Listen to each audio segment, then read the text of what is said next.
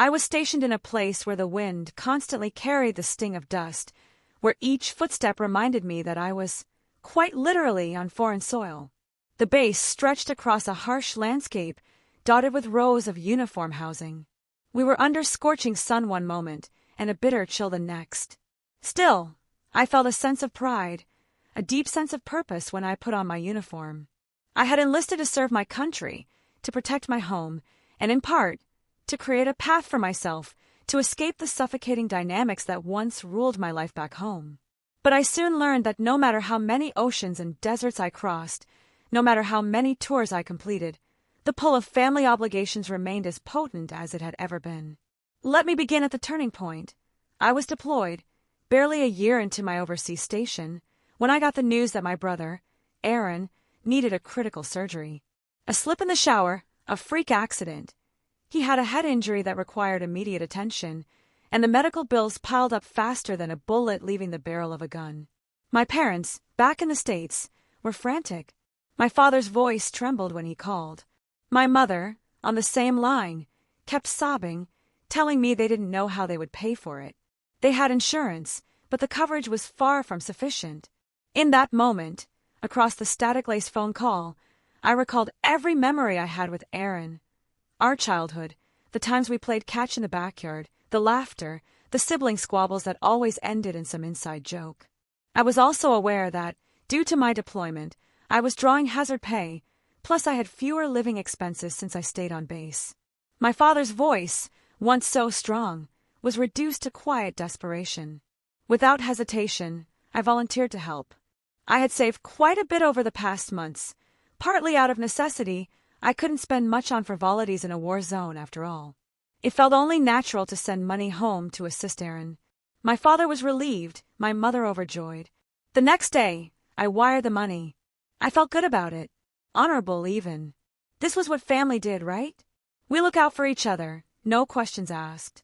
Yet, I had no idea that my willingness to help would open a door I'd been trying so desperately to keep closed. Because once my sister, Clarissa, found out that I had been supporting Aaron, she decided my wallet was open for her, too. This time, however, it wasn't about saving someone's life. She was planning her wedding, the wedding of her dreams, as she insisted. And since I was rolling in money, I might as well foot the bill for everything. Every petty detail, every lavish arrangement, every honeymoon extravagance. Little did I know just how far she would push, nor did I predict how my parents would side with her. The betrayal stung deeper than any desert-cold night I'd endured. If I had to summarize the heartbreak, it was realizing that all the sacrifices I made for my family, all the times I put them first, were overshadowed by their expectations that I was little more than an endless ATM. Over the months that followed, I began to feel something new awaken inside me.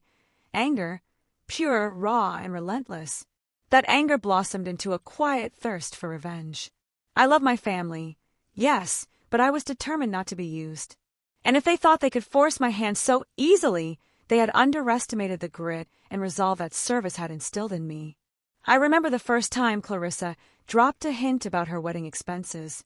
I was on a weekend call home, battered by the exhaustion of a 6-day shift. My body ached from hours spent patrolling under the unrelenting sun, my eyes red with dust. The phone rang in the cramped recreation area on base. Our Wi-Fi was spotty at best, so the call was full of little distortions, but I could hear enough of my sister's tone to know something was up. "Hey, big brother," she said, her voice sweet like honey, but always coated with a certain smug undertone. "You know, I just got engaged to Todd." I offered my heartfelt congratulations. Clarissa might be a handful, but I still wished her well. She deserved happiness, like anyone else. She rattled on about how the proposal was magical, how Todd had taken her on a hot air balloon ride, and popped the question mid-sky. I was genuinely happy for her, visualizing her bright face in that balloon's basket, squealing in delight. Then came the request. "Mom said you covered Aaron's bills," she said. "That was awesome of you. I'm so proud to have a soldier in the family. You know, someone who can take care of us. Plus, I'm sure you must have a nice stash saved up. So, we're thinking about having our wedding at the Swan Laurel Estate. It's a dream venue, but it's quite pricey, and you know, Todd is just starting out in his new job." I felt my stomach drop. The Swan Laurel estate was notorious for its sky-high rental fees. I had heard about it from friends back home who'd once dreamed of getting married there. Most of them never followed through, because the cost was ridiculous. I stayed silent for a few seconds, hoping she might realize how absurd the proposition was, but her silence beckoned a response. "Clarissa," I began, "I can't. I mean, you know I'm deployed, right? I'm not exactly free to just—" She cut me off with a bright laugh. "I know, silly, but you can wire money, right? Same way you did for Aaron. It'll make Mom and Dad so proud if you help with the wedding. Don't you want to see me happy?" What could I say to that? She was already guilt-tripping me, playing on the same familial loyalty I felt for Aaron. But it didn't sit right with me. A wedding was not an emergency. It wasn't a matter of life or death. I promised I would think about it, then abruptly ended the call by lying that I had a shift to run to. In truth, I just needed time to process. My sister had always been a bit entitled, but this? It felt like a whole new level of audacity. Over the next few weeks, the requests escalated. Clarissa sent me digital catalogs of wedding dresses, florist quotes, decor ideas, even honeymoon package brochures that she thought I might want to sponsor. She told me about her plan to buy matching bridesmaid jewelry, upgrade the open bar, and hire a famous pastry chef to design a towering wedding cake. Then came the final blow, a spreadsheet itemizing every cost, every detail from the venue deposit to the last chocolate truffle at the dessert table. At the bottom was the grand total. My eyes nearly bulged out of my head when I saw the figure, around $50,000, give or take. She ended the email with, "This is just an estimate. I might add more if we think of other fun stuff. XOXO. Suddenly, my heart hammered in my chest. $50,000 was no small change. Yes, I had a stable paycheck, hazard pay, and minimal expenses, but I had my own financial responsibilities too. I was still paying off part of my college loans, sending money for everyday family needs, maintaining a small fund for personal emergencies. My Jeep needed repairs soon, and I was also thinking about my future. The fact that Clarissa expected me to contribute to that outrageous sum made me feel sick. Did she think being in uniform came with unlimited wealth? And then there was the emotional weight of it all. The first time I sent money to Aaron, my parents showered me with praises, Mom on the phone. "Oh, honey, you're doing the right thing. We're so proud. Dad, you're a real hero, not just overseas, but here at home, too." Now, I sensed that they saw me primarily as a reliable source of funds. Any warmth or pride I once felt from them seemed replaced by a cunning exploitation of my sense of duty. The stress started taking a toll on me. I lost sleep, my appetite wavered, my performance on duty felt shaky, and I caught my squad leader asking me once if I was all right. I lied and said I was just tired from the heat. How could I explain that my family, the people I was supposed to be fighting for, in a sense, were now the ones causing me grief and anxiety? My mother's next call confirmed my worst fears. She and my father both got on the line, speaking in hushed, urgent tones. "Listen," Dad said. "Clarissa is really hoping for your support. This is a once-in-a-lifetime event for her. She's your sister, after all. We're a family, and we should back each other up." "It's not a simple matter, Dad," I responded, pinching the bridge of my nose. "I'm deployed. I have obligations here, debts, other responsibilities." Mom's voice quavered. "But you've always been so giving, especially for your brother. He wouldn't be alive today if it weren't for you." She then paused dramatically as if summoning tears. "Do you want Clarissa to feel like you love Aaron more?" That stung. My mother knew exactly how to twist the knife. I had never implied that I loved one sibling over the other. Aaron's hospital bills were a life-or-death scenario. Clarissa's wedding was hardly that. Yet, they saw no difference. They insisted I keep sacrificing for family, that it was my duty to bring them happiness, just as I had helped bring Aaron back to good health. I felt corners of my consciousness darkening with resentment. On base, I was known for my level-headedness under stress. But that phone call threatened to erode my composure. The more they spoke, the clearer it became. In their minds, my purpose was to provide. And if I resisted, I was a cold, ungrateful soldier who had somehow forgotten his roots. "All I'm asking," I said after a long silence, "is that you understand my situation. I can't drop everything just for a lavish wedding. If Clarissa wants a modest ceremony, I can help with something small, sure. But not this over-the-top extravaganza. I heard my dad's exasperated sigh. My mother was the next to speak, softly but with an unmistakable edge. "We thought you'd be more compassionate," she said. "We stood by you when you enlisted. We worried every day for your safety. Now you're telling us you can't spare a little money for your own sister's happiest day? So be it." Then came the dial tone. They'd hung up. I stared at the phone, a bitter taste in my mouth. A little money, I thought. $50,000 was not a little money. That single interaction crystallized everything. They did not value me as a person. They valued me as a resource. And that resource was to be tapped whenever they saw fit, with no regard for how it might affect me. I almost laughed bitterly when I remembered how I used to idolize my parents. As a boy, I saw them as unbreakable pillars of warmth and guidance. Sure, they had their flaws, but never in my wildest dreams did I think they would turn on me the moment I refused to cave in to an unreasonable demand. Part of me wanted to scream at them through that phone. Another part wanted to weep from betrayal. But I swallowed my anguish and decided I had better think carefully. A direct confrontation with them wouldn't fix anything. A careful, strategic approach was necessary. It was then that the seeds of my revenge began to take root. But I was not entirely sure how I would carry it out. I just knew I had to protect my interests, and I had to show them that I wasn't a doormat. If they wanted to push me to the edge, they would soon learn that I could push back. The desert wind howled outside the barracks. We were in the midst of another dusty storm, the horizon tinted the color of copper.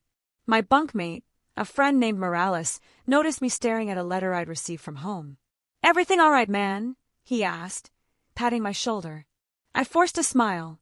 Yeah, I lied, but I knew he could see through it. My personal struggles had begun to seep into my daily life. I was quieter than usual, sometimes snappy. At the chow hall, I ate quickly and left, not wanting to engage in idle chatter. My mind was perpetually stuck on the situation back home, the demands from Clarissa, the manipulations from my parents. One night, I sat alone in the small rec area, sipping a stale cup of coffee. The overhead lights buzzed softly, and I was the only one there, lost in my thoughts. The clock struck midnight, and I realized I had a shift at dawn. But I couldn't drag myself to bed. My head spun with imagined conversations, comebacks I wished I could say to my mother's guilt trips, points I wanted to make if my dad scolded me about loving the family again. That's it, I told myself quietly. I'm done with this. I decided then and there that my revenge would come from a place of careful planning. I didn't want to stoop to petty sabotage. I didn't want to sabotage their wedding physically or do anything illegal. But I was determined to show them that if they wouldn't respect my boundaries, they wouldn't get a penny from me, and they'd regret the day they tried to strong-arm me. So I started gathering information. I asked a friend back in the States to keep an ear out for any local rumors about Clarissa's wedding. My friend, Kayla, was a mutual acquaintance who often heard from Clarissa through social media. Kayla had no qualms about giving me the inside scoop, as long as it stayed between us. Apparently, Clarissa was going around town telling people I was spoiling her rotten, that I was giving her the wedding of the century. She bragged that her soldier brother was paying for all the upgrades, that she had secured me as her personal sponsor. My blood boiled reading Kayla's messages. Clarissa was presenting my funds as a done deal, telling people she had the finances covered because my brother in uniform can't say no. I also learned that Todd, her fiancé, was growing concerned. He had expected a modest wedding, something within their collective means, but Clarissa had insisted on more, much more. She kept promising Todd that it's all taken care of, referencing me as the money source. Todd, apparently, was hesitant about the extravagance, but feared confrontation with Clarissa. Now, I felt a pang of sympathy for Todd.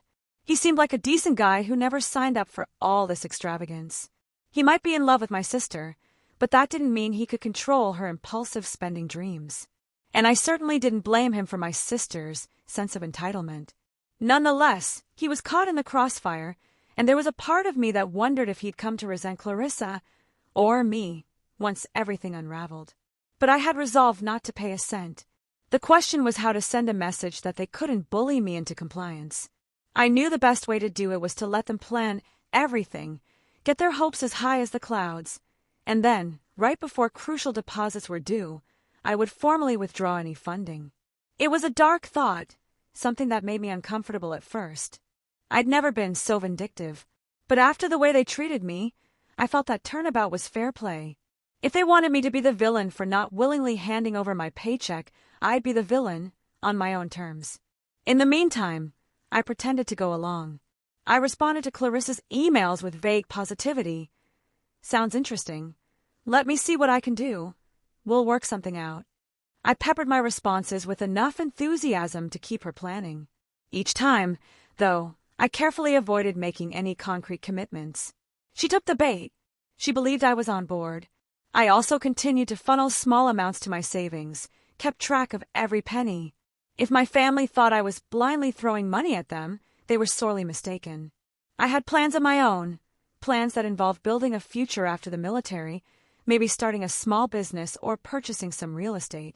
My eyes were set on the horizon, on a life beyond dusty bases and forced family drama. Every soldier knows that the toughest battles often happen in one's mind. The daily monotony, combined with the stress of being away from home, can do a number on your psyche. The conflict with my family amplified that pressure tenfold. Their calls increased in frequency, each one dripping with new guilt-inducing lines. My mother started telling me about how Clarissa cried herself to sleep, worrying that she wouldn't get the fairy tale wedding she deserved. My father would chime in about how disappointed he was that I, a man who wore the nation's uniform, couldn't find it in my heart to do this simple favor. Meanwhile, Clarissa herself wasn't shy. She bombarded me with text messages detailing her every wedding-related purchase. Found the perfect centerpieces, each table arrangement only $300. So times 20 tables is $6,000. No biggie. Thanks so much, big bro. Another message read, "The pastry chef is from that famous TV show, you know the one. He can do a custom flavor cake for just $4,500. So excited you're covering that." Each message, each call, chipped away at my nerves. The nerve of them all, spending money they didn't have, promising vendors that I, their soldier brother, would foot the bill. Could it get any more shameless?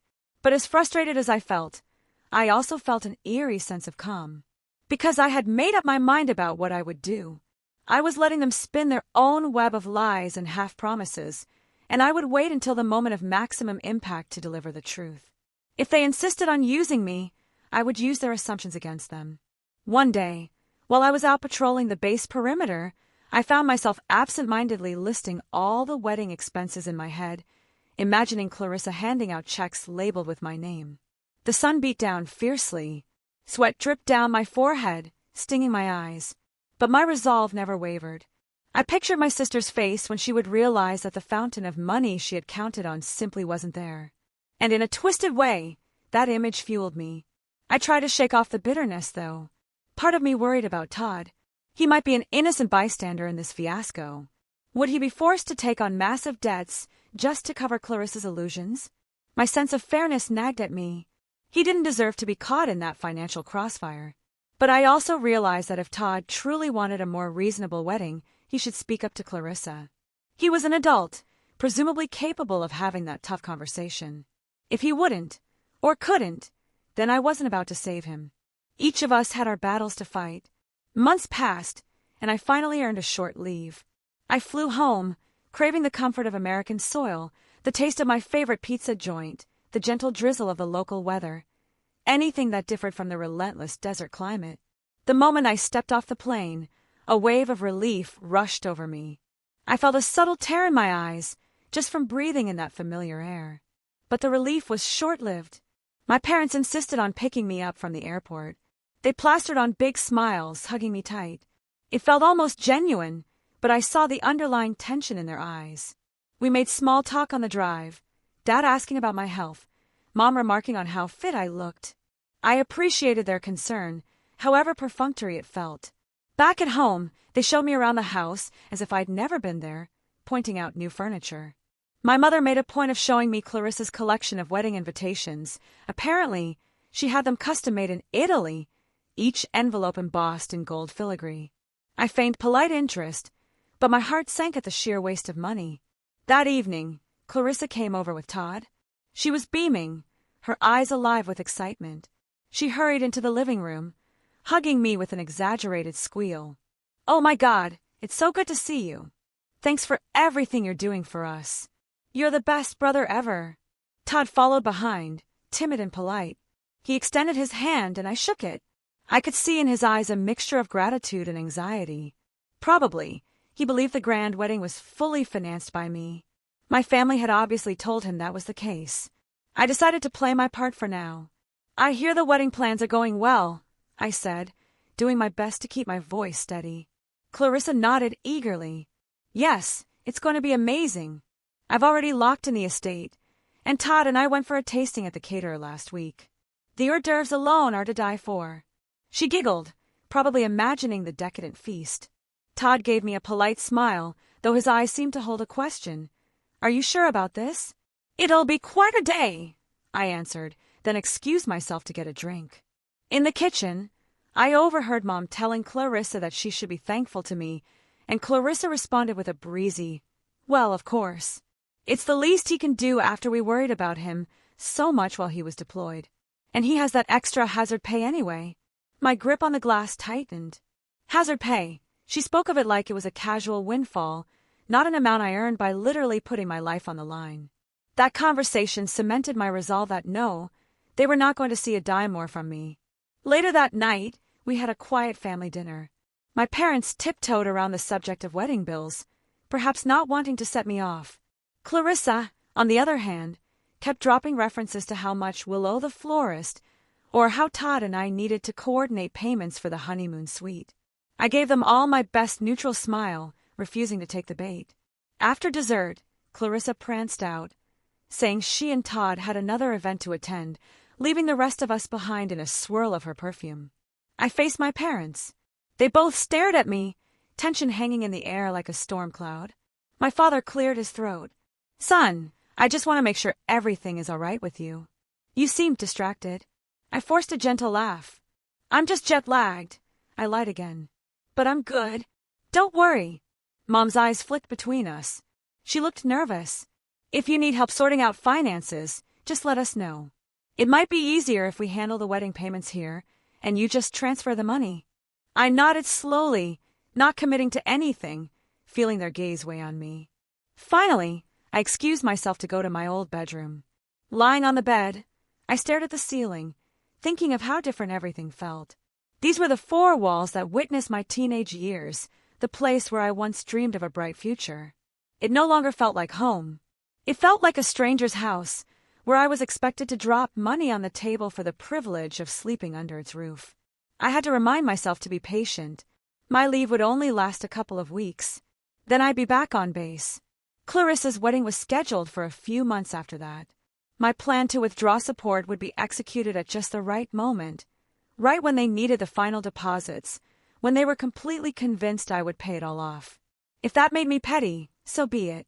Sometimes, you have to hit back. To carry out my plan effectively, I needed to make sure Clarissa and my parents remained convinced of my cooperation. So, when Clarissa called me the next morning and asked if I would go with her and Todd to view the wedding venue, I agreed. The Swan Laurel estate was every bit as lavish as people had said. Sprawling gardens, marble columns, shimmering ponds with swans, an ornate ballroom straight out of a Victorian fairy tale. Clarissa beamed with excitement, posing for pictures, dragging Todd and me from room to room, explaining how she envisioned the decor. The wedding coordinator on site seemed pleased to have a client willing to spend so freely. At one point, Todd lingered behind, and we found ourselves alone in a side corridor. He looked at me, concern etched in his features. "I appreciate what you're doing, man, but I have to ask, are you really okay with all these expenses?" His straightforwardness caught me off guard. "Well," I began carefully, "it's important to Clarissa, right?" He sighed. "Yeah, but it's insane, isn't it? I mean, the cost is astronomical. We could buy a house with this money. I feel uneasy relying on you for all of it. I don't want to be in your debt forever." I couldn't help but feel a hint of respect for Todd. Unlike Clarissa, he seemed grounded in reality. Still, I couldn't blow my cover. I put a hand on his shoulder. "Don't worry about it. I said, forcing a smile. I'm just happy to help my sister. He hesitated, as if he had more to say. Then Clarissa popped around the corner, beckoning us to see the grand lawn. Todd dropped the subject. But in that brief interaction, I realized he wasn't as oblivious as I'd assumed. He knew this was overkill. But he was in love, and Clarissa likely had him wrapped around her finger. A pang of guilt struck me. I was about to embarrass them financially in front of all these vendors and guests. But then I recalled how Clarissa had bullied me, how my parents had manipulated me. My guilt wavered, replaced once more by steely resolve. The rest of the venue tour was a blur of glittering chandeliers and plush carpets. Clarissa spoke in her characteristic gush. "Oh, Todd, I want the hors d'oeuvres served right here in the garden, maybe with an ice sculpture in the center. Don't you think that's dreamy?" Todd nodded sheepishly, responding, "That's definitely something." Near the end of the tour, the coordinator handed Clarissa and me a contract. The deposit for the venue alone was tens of thousands of dollars. Clarissa had no intention of paying from her own pocket, so she slid it right in front of me, brandishing a pen. My heart raced, but I forced a calm demeanor. "You need this deposit ASAP, right?" I said. The coordinator nodded. "Yes, we prefer to secure bookings within 2 weeks of a tour date. Otherwise, we can't hold the spot. I'll transfer the amount soon." I lied smoothly. "Just let me confirm a few things with my bank." Clarissa squealed in delight, hugging me. "You're amazing, big bro." Todd shook my hand. "Thank you," he whispered, almost apologetically. I merely offered another forced grin. Inwardly, I noted the timeline. They had 2 weeks to secure the deposit or lose the booking. If they lost it, Clarissa's dream wedding would be derailed. But she didn't seem worried. She believed I was going to wire the money. Let them think that, I told myself. Let them make all their final plans based on that false assurance. I spent the rest of my leave mostly avoiding direct conversation about the wedding. I didn't want to be pinned down to any specific financial commitments. Instead, I visited old friends, tried to enjoy the local scenery, and had a few beers at my favorite tavern. But my family's demands loomed over every moment, making my short time at home far from restful. One day, Aaron called me up, asking if we could meet for coffee. I was pleasantly surprised. After all, I had helped save his life, and I hadn't heard much from him since the surgery. We met at a small cafe near downtown, a cozy spot with warm lighting and freshly roasted beans. He looked healthier now, a far cry from the hospital bed I'd seen in pictures months earlier. He hugged me, a genuine embrace that felt good. "Thanks for coming," he said. We ordered our drinks and sat in a quiet corner. He came straight to the point. "I owe you a huge debt," he said, eyes downcast. "And I don't just mean money. You covered my hospital bills, gave me a second chance, and I barely even thanked you properly." I shrugged, trying to be humble. "We're family," I replied. "That's what we do." He took a sip of his coffee. "Yeah, family. I guess that means different things to different people." I stayed silent, sensing he had more to say. He sighed. "Look, I want to pay you back. I know it'll take time, but I'm working again, saving up. I want you to know I appreciate what you did. Mom and Dad keep saying you should just let it go, that you have plenty of money now. But it doesn't feel right to me. Don't stress over it," I said, meaning it. "Focus on your health, your life. We can figure out finances when you're stable." He nodded, looking visibly relieved. Then his expression hardened. "I also heard about Clarissa's wedding fiasco. She's been bragging left and right that you're funding it all. Are you really okay with that?" I hesitated. Aaron was my brother, and I trusted him more than the others. But I still wasn't sure if I should reveal my plan. Finally, I took a breath and spoke. "I'm not funding it all. She just thinks I am." He raised an eyebrow. "You're going to pull out?"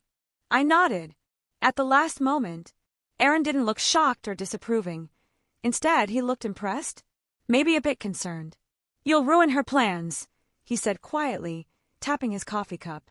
I nodded again, staring at the swirling foam in my own cup. "That's the idea," I whispered, a hint of bitterness creeping into my tone. "They treated me like a cash machine, guilt me, manipulated me. I want them to learn a lesson, that I'm not an endless ATM." He reached across the table, placing a hand on my shoulder. "I get it," he said. "But just be careful. There could be backlash. Mom and Dad might flip out. Clarissa might never forgive me. And Todd, well, he might get caught in the crossfire. A pang of guilt twisted in my chest again. I know, I muttered. But what choice do I have? They won't listen to reason. They only respond to experience. Aaron lowered his gaze. I won't try to stop you, he said. I've seen how they are. Just be prepared for the consequences, okay? I'll have your back if it all goes south. Hearing that meant more to me than he'd ever known. We continued chatting about lighter topics. The future, his recovery, my experiences overseas. But the gravity of what I was playing lingered. A part of me was relieved that at least one member of my family was going to understand. I returned to my deployment after the short leave. My mind, however, remained partially anchored to the drama unfolding at home. Clarissa kept sending me messages, describing every new expense in minute detail. My parents dropped pointed hints about needing the deposit money. I responded with careful vagueness, telling them I was in the process of transferring funds. Another lie, yet it was essential to ensure they kept racking up obligations they believed I would cover. In the midst of this, my actual duties intensified. Hostile activity in our region picked up, and we found ourselves on higher alert. There were nights of broken sleep, sudden calls for emergency patrols, the ever-present tension of being in a combat zone. But weirdly, that environment felt less stressful to me than dealing with my family's manipulations. Out here, the threats were tangible, the objectives clear. Back home, I waded through emotional quicksand. Sometimes, between missions, I found a quiet corner to sit and reflect. In those moments, I questioned if I was going too far. Revenge can be a poison, after all, corroding your soul as much as it hurts others. But each time I recalled my mother's guilt trips, my father's scolding, Clarissa's brazen entitlement, I felt that dose of righteous anger. This wasn't just about money. This was about respect, about boundaries, about the fundamental recognition of my worth as a son, a brother, a soldier. If they wouldn't value me willingly, I'd force them to see I was not a doormat. The tension built like a coiled spring, week after week. Clarissa set a date to finalize the venue contract. She texted me, "We have to send the deposit by the end of the month or lose the booking. Hope you're on top of it, big bro." I read that message with a mixture of amusement and disgust. She genuinely believed I would fund her demands without question, simply because she declared it so. I waited until the last possible day before responding. Then I sent a single line. "Transfer is in progress. Will advise once completed." Another lie, but it bought me time and kept her from suspecting the truth. As the wedding date drew nearer, the sum total of Clarissa's expenses ballooned. My father called me one evening, frantic. "The florist needs partial payment," he said. "The pastry chef is threatening to cancel if we don't pay the deposit. Are you handling all this?"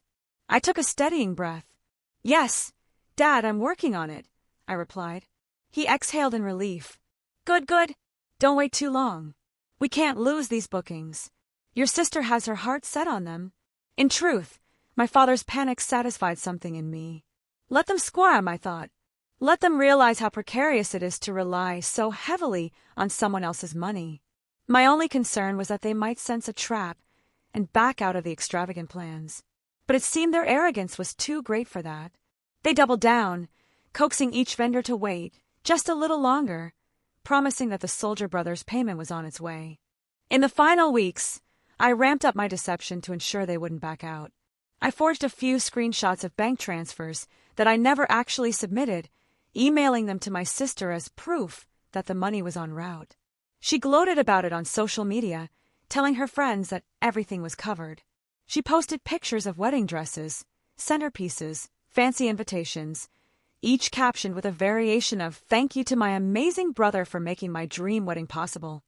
My parents joined in, praising me publicly for my generosity, bragging to relatives about how proud they were to have a soldier in the family who provided so selflessly. Little did they know the time bomb was ticking. Meanwhile, Todd tried reaching me a couple of times. He left voicemails. "Hey, man, I appreciate all you're doing, but can we talk about the budget? I feel bad about all this. I'd like to contribute." I ignored most of them because I didn't want to risk letting something slip. Todd was a decent guy, but I couldn't jeopardize my plan. Aaron sent me a few texts of encouragement. Stay strong. They're oblivious. Do what you gotta do. It was a small comfort, knowing I wasn't entirely alone. The day arrived. Clarissa's final deposits were due. The venue expected the remainder of their fee, the caterer awaited final payment, the pastry chef demanded his check, and the honeymoon resort needed its booking settled. My entire family was on edge, calling me nonstop. I ignored most of the calls, letting them go to voicemail. I wanted them to experience the full brunt of uncertainty. Finally, around noon, I answered one of Clarissa's frantic calls. "Where's the money?" she practically screamed into the phone. "They said they haven't received the transfers yet. I swear to God, if you mess this up." I let her tantrum run its course. Then, in a calm voice, I said, "I didn't mess anything up. I just changed my mind." There was a short, stunned silence. "What?" she whispered, voice shaky. I sighed as if I were speaking to a child. "I changed my mind, Clarissa. I'm not paying for the wedding. Not a single penny." She sputtered. But you promised. We sent you the invoices. You showed me the bank screenshots." That was me returning the favor, Clarissa. A favor for all the times you, Mom, and Dad guilt-tripped me, treated me like a walking wallet, and assumed I'd keep sacrificing my future for your whims. The bank screenshots were fake. The only promise I made was to consider it. I never actually agreed to pay. Her voice rose, hysteria creeping in. "You can't do this to me. Todd, and I have told everyone it's covered. We'll lose everything, the deposits, the venue, the entire wedding plan." "That's not my concern," I said evenly. "I offered to help if you had a modest wedding. You went off making assumptions. Life isn't a fairy tale, Clarissa." She cursed, sobbing, threatening to disown me. I listened quietly. My heart pounded with a mix of adrenaline and sadness. This was revenge, but it still hurt. Regardless, I held firm. When I hung up, my phone erupted with calls from my parents. I answered one, bracing myself for the onslaught. My father's voice thundered. "How dare you do this? Your sister's wedding is ruined. She's in tears. We're in debt because of your deception." I let him vent. Then I said, "Your son is more than a money machine. If you had asked politely and respected my boundaries, maybe things would be different. But you forced my hand. I have my own life, my own debts, and I'm done being used." Mom grabbed the phone, sobbing. "She was counting on you. How could you be so cruel?" I replied, "Cruel? The real cruelty was expecting me to shoulder a mountain of expenses just because I wore a uniform. You never even considered what it cost me emotionally or financially. This is the consequence of your own actions." Click. They hung up. I exhaled, my entire body shaking with a strange combination of triumph and heartbreak. I had pulled the trigger on my plan. There was no going back now. If they truly loved me, they'd learn from this. If not, I'd live with their hatred. Either way, I wouldn't be their ATM. The fallout was immediate and intense. The venue canceled Clarissa's reservation, taking a chunk of her down payment as a penalty. The florist, the caterer, and the pastry chef withdrew their services, each keeping whatever non-refundable deposit they had. Suddenly, Clarissa's dream wedding crumbled like a house of cards. Todd called me in a panic, trying to salvage the situation. He asked if there was any way I'd at least help pay for a smaller version of the wedding. I told him the honest truth. "Todd, I'm sorry, but I can't. This has gone too far. Clarissa never respected my boundaries, and my parents backed her up. I can't reward that behavior." He sounded defeated, mumbled something about understanding my perspective, and hung up. Part of me felt bad. Todd didn't deserve to be left hanging. But that was the situation Clarissa had created. If they still wanted to get married, they could do it without the swans and marble halls. My parents left me a barrage of voicemails, each one angrier than the last. Dad threatened to never speak to me again, accusing me of betraying the family. Mom sobbed about how I'd humiliated them in front of relatives and friends. Clarissa's messages swung from rage to despair, demanding I fix everything. I listened to those voicemails in my bunk, the desert wind rattling the window. A part of me felt hollow, but another part felt an odd sense of relief. For the first time in my life, I'd stood up for myself against their collective bullying. This was my way of saying enough. Aaron reached out, telling me the family was in chaos, but he understood why I did what I did. He told me that Clarissa was scouring for cheaper venues, probably a simple banquet hall, but her pride was wounded. Many guests had already RSVP'd to her initial lavish invitations, and she had no choice but to downsize drastically at the last minute. Days turned into weeks, and I heard only fragments of updates. Clarissa and Todd ended up hosting a small ceremony in a modest community center. She wore a simpler dress. They skipped the grand buffet for a catered buffet of finger foods. No swans, no fireworks, no fancy pastry chef. Word had it that my parents helped as much as they could with the scaled-down version, but the final result was a far cry from the ostentatious affair Clarissa had planned. I didn't attend the wedding. My schedule conveniently clashed, and even if I'd had the time, I wasn't in the mood to stand there as the scapegoat. So they tied the knot without me, quietly, overshadowed by tension and gossip about my betrayal. And me. I continued my deployment, completed my duties with renewed focus. Freed from the weight of my family's expectations, I found new energy to pour into my responsibilities. Over time, the bitterness receded, leaving a clear sense of self-worth. I realized that by setting boundaries, even through a harsh act of vengeance, I was finally free from their manipulations. Months later, I received a letter from Todd. It read, "I'm writing to clear the air. The wedding happened, though not how we originally imagined. Clarissa is still furious at you, but I've had time to reflect. I see now how unfair our expectations were. I'm sorry for my part in that. I should have stood up for a more reasonable wedding from the start. Despite everything, I hope we can have a relationship in the future, if not as close friends, then at least as family. Life's too short for endless grudges." Todd. I considered writing back, telling him that I appreciated his words and that I harbored no ill will toward him specifically. But I never did send a response. Perhaps one day, when time had dulled the pain for everyone, we could find a path toward reconciliation. For now, I was content to focus on my own life. As for my parents, they remained distant. I received only curt, infrequent messages, holidays, birthdays, mundane updates on family health. Clarissa cut me off entirely, blocked me on social media, told everyone I was dead to her. That was her choice. Maybe in time, she would understand that I had not acted out of sheer malice, but out of a desperate need to protect myself from financial and emotional exploitation. To some, my revenge might seem cold, even cruel. But those people never stood in my boots, carrying the weight of obligations overseas while your own flesh and blood tried to drain you dry for something as frivolous as a showy wedding. My final message to them, in refusing to pay, was that my loyalty was not blind, nor my wallet bottomless. I had the right to say no, and in that moment, standing in a foreign desert with the scorching sun on my back, I felt a sense of liberation more potent than any I'd felt before. Maybe it wasn't a clean victory. Maybe it burned bridges. But at least, for once, I had chosen myself.